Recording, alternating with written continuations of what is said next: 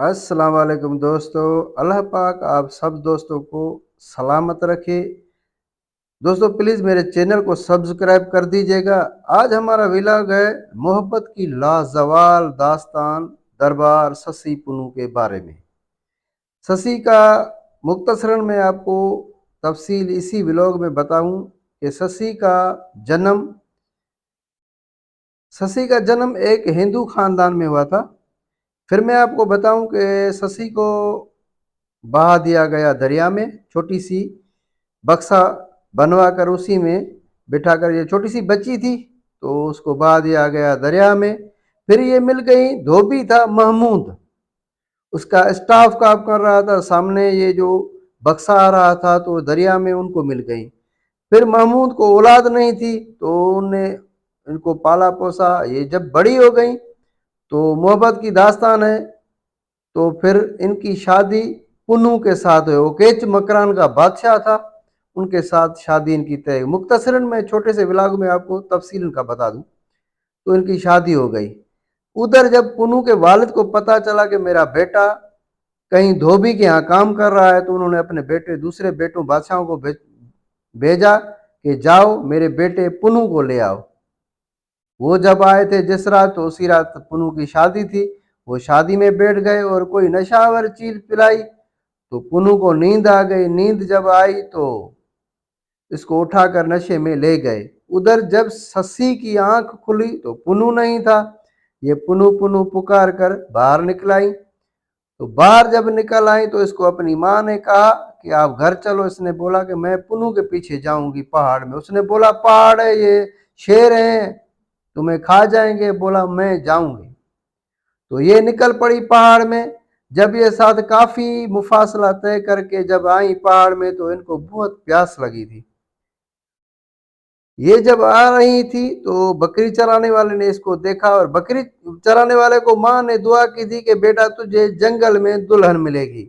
तो बकरी चराने वाले ने समझा कि आज मेरी माँ की दुआ कबूल हो गई है, तो वो ये समझ बैठा।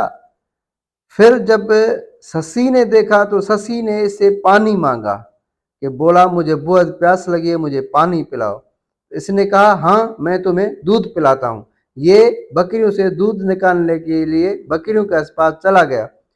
तो ससी ने अल्लाह पाक से कहा कि या खुदा मेरी इज्जत रख ले। तो पहाड़ धड़ाकर फट गया। पहाड़ जब फट गया तो ससी पहाड़ के अंदर चली गई और उनका दुपट्टे का थोड़ा सा हिस्सा बाहर रह गया। बकरी चराने वाला जब वापस आया तो उसने जो ये मंजर देखा तो वो ज़ारो कतार रो रहा था कि या खुदा ये मुझसे क्या हो गया। वो उधर ही बैठ गया।